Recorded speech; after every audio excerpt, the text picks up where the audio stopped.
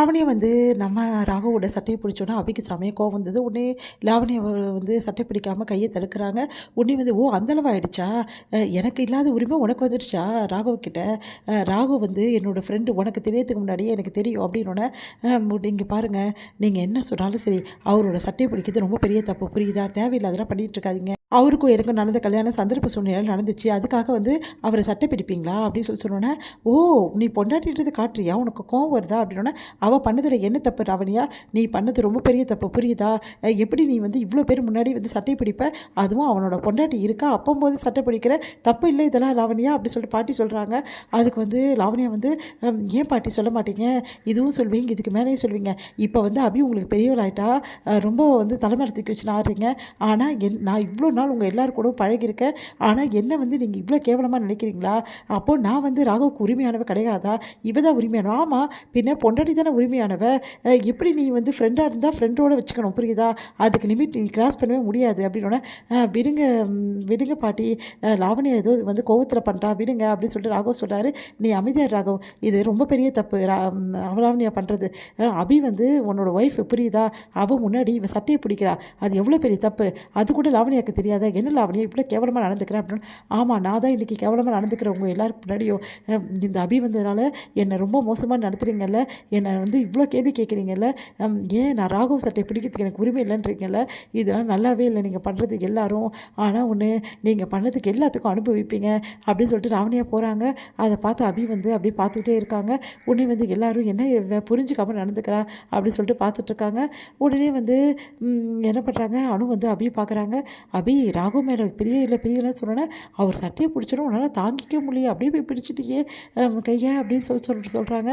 அது வந்து அனு எனக்கு தெரியாதா, என்ன தான் இருந்தாலும் ராகவ் புருஷன், அதனால தான் உனக்கு அந்த உணர்வு வந்திருக்கு அப்படின்னு சொன்னோன்னே, அதெல்லாம் ஒன்றும் இல்லை, இல்லை எல்லா முன்னாடி சட்டையை பிடிச்சோன்னா எனக்கு என்ன பண்ணுறதுன்னு தெரில, அதனால தான் அப்படின்னு சொல்லிட்டு அபி சமாளிக்கிறாங்க. என்ன கிருஷ்ணா, ரொம்ப வந்து நடிக்கிற போல் இருக்க அப்படின்னு சொல்லிட்டு கேட்குறாங்க சுந்தரி. ஆமாம், நான் நடிக்கிறேன் தான், நான் நடிக்கலைன்னா இந்நேரம் வந்து எல்லோரும் ஏமாற்ற முடியுமா? எனக்கு வந்து எல்லாத்தையும் மறந்து போச்சு சொன்னதால தான் எல்லோரும் அமைதியாக இருக்காங்க. அப்படி இல்லைனா என்ன ஆகிறது? இந்த அபியை எல்லாக்கிட்டையும் காமிச்சு கொடுத்துருப்பா. என்னோடய ஒரே நோக்கம் அபியை கல்யாணம் பண்ணுறதா, அபியும் நானும் சந்தோஷமாக வாழ்வோம், அது வந்து நிச்சயம் அப்படி சொல்லிட்டு இருக்காரு. அதெல்லாம் கேட்ட சுந்தரி வந்து, சீக்கிரமாகவே அபியை இந்த இடத்துல வந்து கூட்டிகிட்டு போயிடு, அப்புறம் என்ன மானம் போயிடும், அவ்வளோதான். எல்லோரும் வந்து மானம் தாங்க முடியாமல் வீட்டுக்குள்ளேயே முடங்கிடுவாங்க. அதுக்கப்புறம் வெளியே இவங்களுக்குலாம் மரியாதை இருக்காது. இது வந்து நல்ல ஐடியா தான். நீ எப்படியாவது பேசி அப்படியே மனசை மாற்றி கூட்டிகிட்டு போகிறது தான் நல்லது அப்படின்னு சொல்லிட்டு சுந்தரி சொல்கிறாங்க. எனக்கு தெரியாதா என்ன பண்ணணும்னு சொல்லிட்டு அப்படியே வந்து பார்த்துட்டே இருக்கார் கிருஷ்ணா. சரி, இவ்வளோ பிளான் போட்டால் சரி, இப்போ அஞ்சலி எப்படி சமாளிக்க போகிற? அவள் இப்படியாவது கண்டுபிடிச்சிட்டா என்ன பண்ணுவோம், கூடவே இருக்காளே. அதெல்லாம் கண்டுபிடிக்க முடியாது. இவ்வளோ நாள் நான் கெட்டவன்றதே அஞ்சலியால் கண்டுபிடிக்க முடியல, இப்போ கண்டுபிடிச்சிடுவாளா? எதுவும் கண்டுபிடிக்க முடியாது. அஞ்சலி ஒரு ஏமாளி, எப்படி ஏமாத்துறோம் எனக்கு நல்லாவே தெரியும் அப்படி சொல்லிட்டு சொல்கிறார் முரளி. பரவாயில்ல, எல்லாம் தேடி தான் இருக்க, கரெக்டாக காய் நகர்த்தி தான் இருக்க, எப்படியோ நீ நினச்ச மாதிரி நடந்தால் சரி அப்படின்றாங்க. இங்கே வந்து அபி வந்து துணியை மடிச்சிட்ருக்காங்க.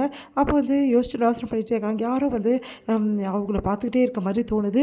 உடனே வந்து என்ன பண்ணுறதுன்னு தெரியாமல் அபி வந்து திரும்பி பார்க்குறாங்க. யாருமே இல்லை, யாராக இருக்கும் அப்படி சொல்லிட்டு யோசிக்கிறாங்க. யாரோ நம்மளை பார்த்துட்ருக்க மாதிரி இருக்கே அப்படின்னு சொல்லிட்டு யோசிச்சுட்ருக்காங்க. பார்த்தா வந்து முரளி என்ன பண்ணுறாரு, ஒளிஞ்சு பார்த்துட்ருக்காரு அபியை. உடனே வந்து வெளியே வந்து பார்க்குறாங்க, யாருமே கிடையாது. சுற்றி பார்க்குறாங்க, யாருமே கிடையாது. இந்த ரூமில் தானே யாரோ வந்து பார்த்துட்ருக்க மாதிரி இருக்குது, ஒன்றும் புரியலையே அப்படின்னு சொல்லிட்டு எல்லாத்தையும் சாத்தி வைக்கிறாங்க. அப்போ ஜன்னல் வழியாக யாரும் பார்க்குற மாதிரி இருக்குது. செம்மையாக டென்ஷனாக இருக்காங்க. உடனே வந்து ஜன்னல் பக்கமாக போய் பார்க்குறாங்க. பார்த்தா யாருமே இல்லை. என்ன இது, யாரோ பார்க்குற மாதிரி, கண்டிப்பாக வந்து ஒரு வேளை அவனாக இருக்குமா அப்படி சொல்லிட்டு யோசிக்கிறாங்க. சேச்சா, அவனுக்கு தான் ஞாபகம் மருதியாக இருக்கே, எப்படி நம்மளை வந்து வாட்ச் பண்ணுவான், ஒன்றும் புரியலையே அப்படி சொல்லிட்டு அப்படி யோசனை பண்ணிகிட்டே இருக்காங்க. ராகவ் வந்து வீட்டுக்கு வராரு. வீட்டுக்கு வந்தோடனே வந்து எல்லாருமே வந்து ஏன் ராகவ் இவ்வளோ டென்ஷனாக இருக்காங்கன்னு சொல்லிட்டு கேட்குறாங்க. அப்போ ராகவ் சொல்கிறாரு, இந்த மாதிரி லாவண்யா வந்து எங்களுக்குள்ள அக்ரிமெண்ட்டை வந்து கேன்சல் பண்ணிட்டா, ஆஃபீஸ் அக்ரிமெண்ட்டை அப்படின்னோடனே எல்லாரும் ஆச்சரியமாக பார்க்குறாங்க. இது முடியுது.